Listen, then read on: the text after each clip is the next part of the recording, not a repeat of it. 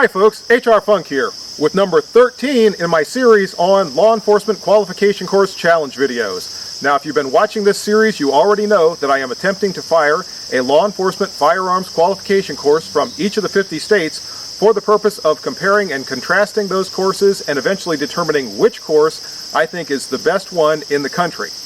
As always, if you have access to your state's law enforcement firearms qualification courses and you can get me copies of those courses, please let me know in the comments section. And if you can get me a target or two, especially if your state specifies anything other than the FBI Q target, and you can get me copies of those other targets, let me know that as well, and I'll let you know where to mail those materials to. Today's course comes to us from the state of Arizona. And for law enforcement handgun qualification, Arizona does things a little bit differently than some of the other states that I've seen so far, in that they divide their courses into a specific revolver course and a specific semi-automatic pistol course. Most of the states put together courses that can accommodate either type of firearm for the shooter that's firing their way through the qualification. Arizona, on the other hand, as I said, has a course for each specific type of firearm.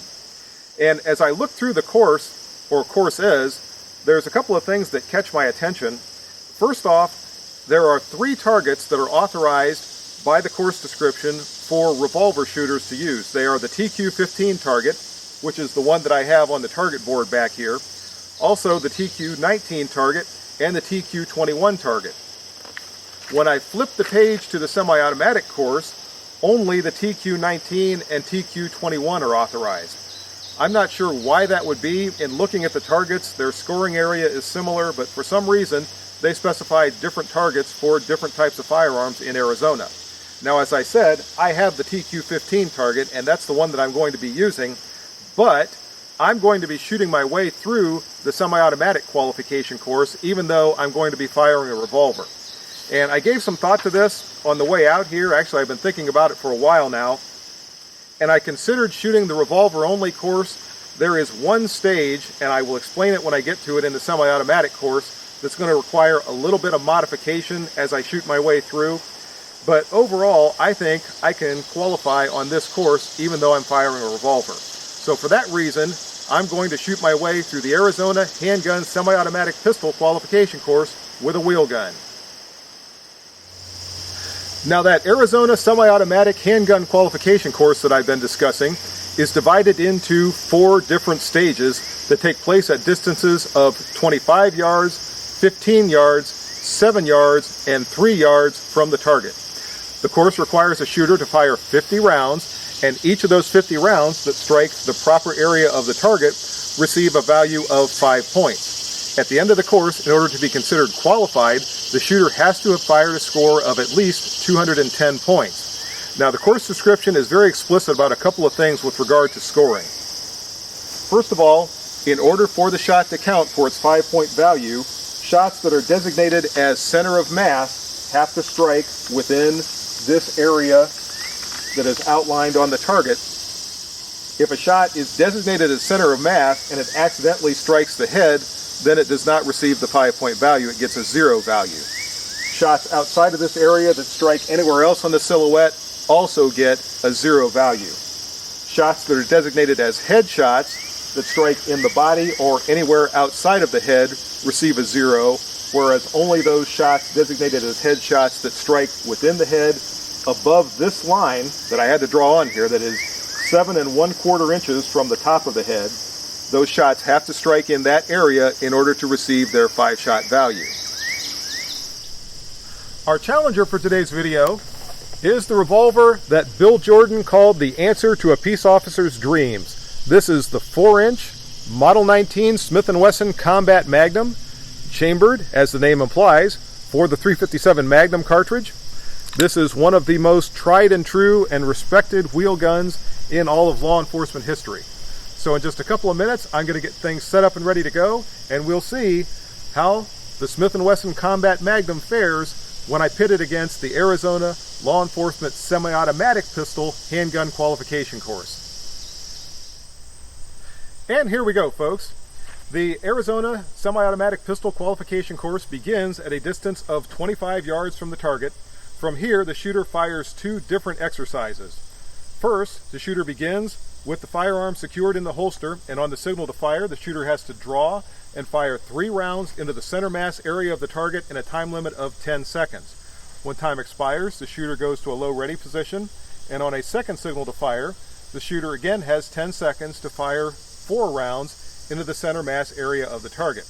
And from now on, I'm going to dispense with saying center of mass when I'm talking about shooting into the body of the target. Just understand, if I say body of the target, I'm talking about the center mass area, and when I talk about the head of the target, it is the specified area that I already showed on the target.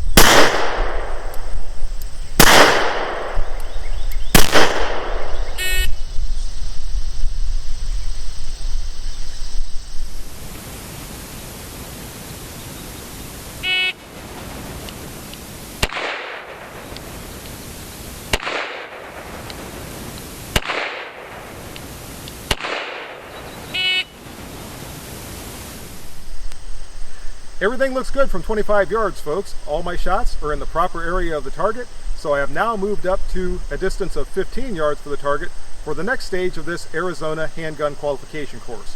From this distance, there are actually 4 drills that are fired, the first 3 of which begin with the firearm secured in the holster. The very first drill starts with 3 rounds loaded in the firearm, and on the signal to fire, the shooter has to draw and fire those 3 rounds into the body of the target, then perform a reload and fire 3 more rounds into the body of the target in a time limit of 14 seconds.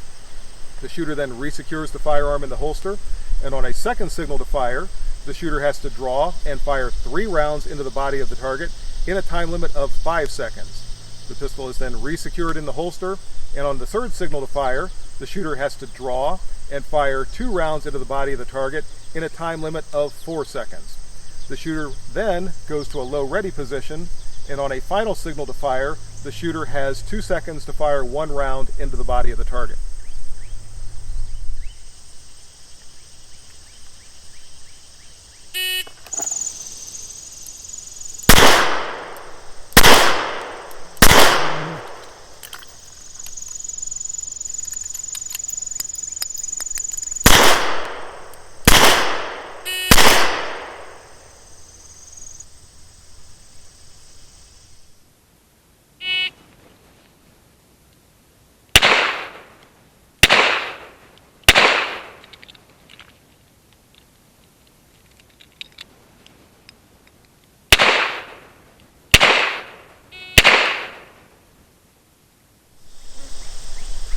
And I think the timer got me on the last shot, folks. So regardless of my final score, there will be at least a 5-point deduction for that one shot that was not fired off within the proper time limit.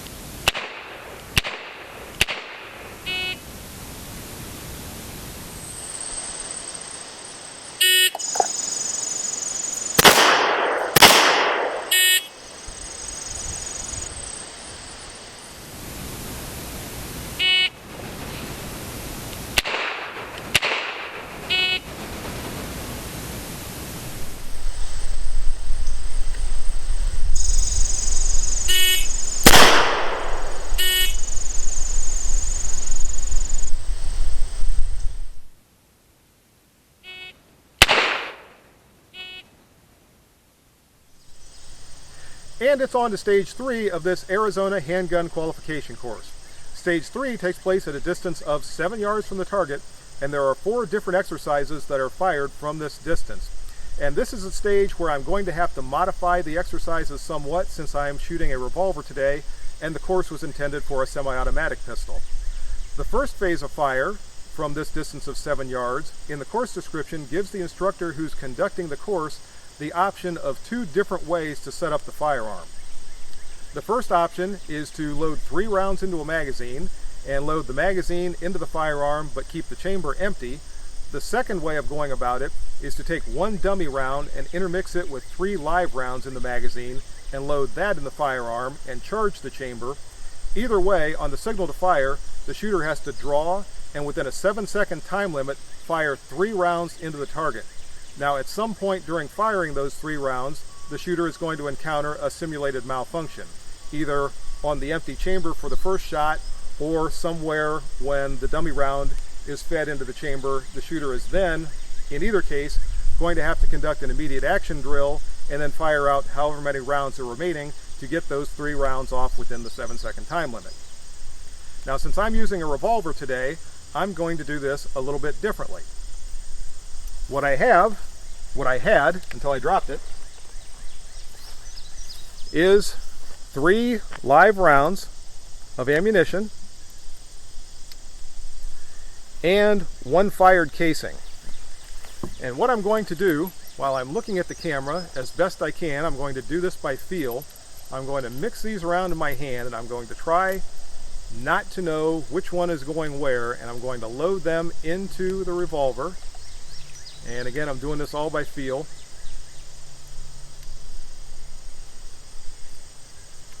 Okay, all 4 rounds are in there. The cylinder is closed. Now, in this space between the cylinder and the frame, I can see the case heads for those cartridges.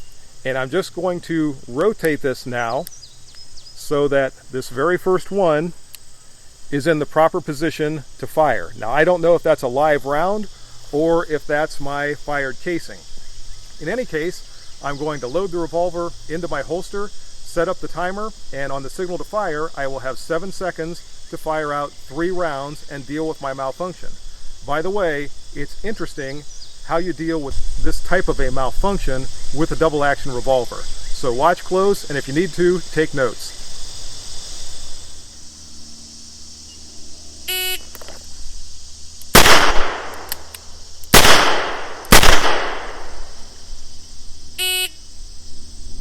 Did you catch that immediate action drill?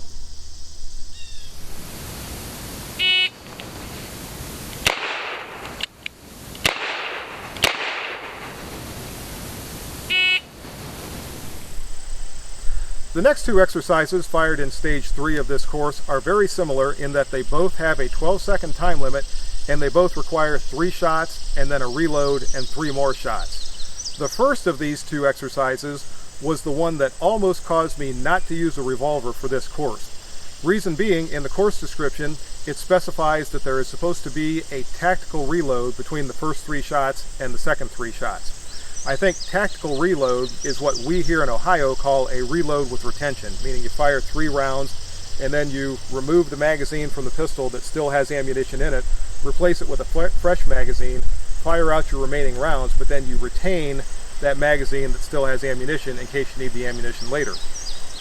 There's no real good way to do that with a revolver, so I'm just going to fire 3 rounds, reload, and fire 3 more rounds the way I normally would. But that is also what's required in the very next phase for the semi-automatic pistols. So essentially you're going to see the same exercise 2 times in a row. I just want you to understand that the reason you're seeing that is because I can't quite do it exactly the way it's required in the course when I'm firing a revolver.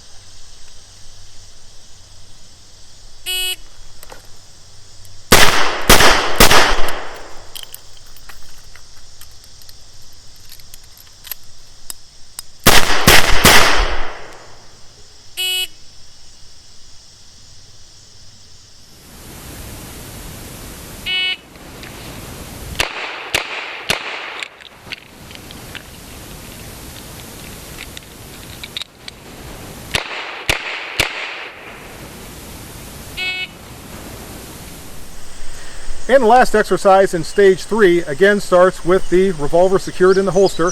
On the signal to fire, I have 6 seconds to draw and fire 4 rounds into the body of the target.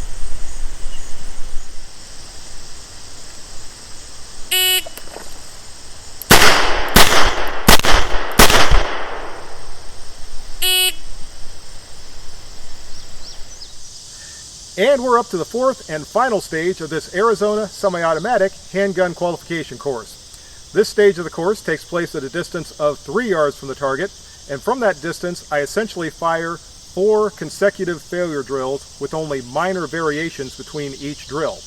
On the signal to fire for each drill, I'm required to sidestep one direction or the other, draw, and then fire 2 shots to the body and 1 shot to the head. The first time on the signal to fire, I have to sidestep, draw, and strong hand only fire 2 shots to the body and 1 shot to the head. The second time, the pistol is again secured in the holster. On the signal to fire, I sidestep one direction or the other, draw, and fire 2 shots to the body and 1 shot to the head, two-handed. Then I repeat that drill, and the course description doesn't specify this, but I think what is supposed to happen is the shooter sidesteps one direction the first time, and then the second time, when they fire the drill, they sidestep the other direction. On the final phase of this particular stage of the course, the shooter starts with the pistol in the low ready position in the non-dominant hand, and on the signal to fire, the failure drill is fired 2 shots to the body and 1 shot to the head, and again, all 4 of those failure drills have a time limit of 4 seconds.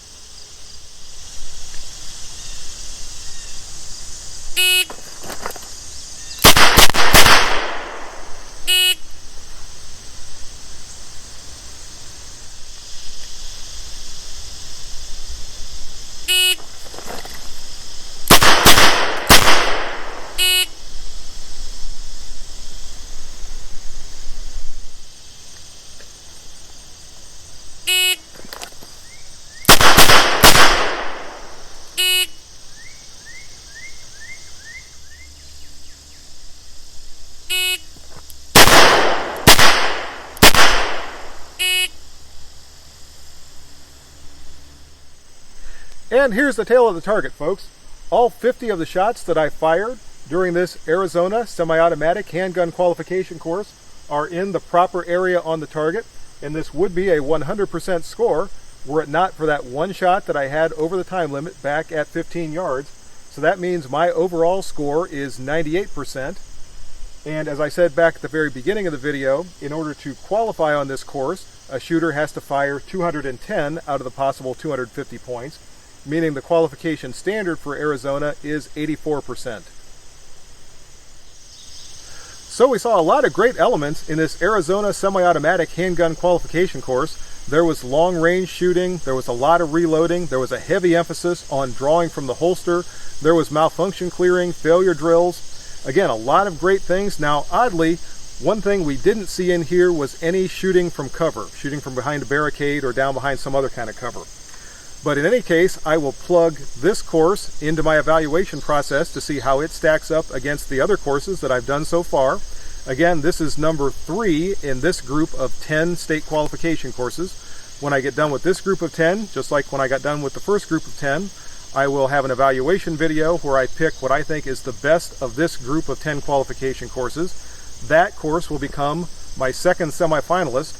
When I complete all 50 states, I will have 5 semifinalists, and from that group of 5, I will pick what I think is the best law enforcement firearms qualification course in the country. As an aside, folks, as I said a moment ago, this was course number 13, which means halfway through this course, I was at the 25% mark of my goal of shooting a law enforcement firearms qualification course from each of the 50 states. So, quarter of the way there, I'm going to keep on going. Again, if you can help me out with courses or targets, let me know in the comments section. And I can't end the video without saying a word about today's challenger. The Smith & Wesson Model 19 Combat Magnum performed wonderfully during this Arizona handgun qualification course. Even though the course is set up for a semi-automatic pistol, I had no trouble qualifying with the Model 19. Bill Jordan said this was the answer to a peace officer's dream, and all these years later, even in the semi-auto era, it still performs just as well as it did when it first saw the light of day back in the 1950s. So that's the video for today, folks. I hope you enjoyed it. If you have any questions or comments, as always, make sure you forward those to me. As a reminder, if you order anything from Optics Planet, be sure to use my discount code, which is... And if you use that discount code, it's good for 5% off anything you order from Optics Planet. So that's it for now. See you next time. And until then, good shooting. Bye-bye.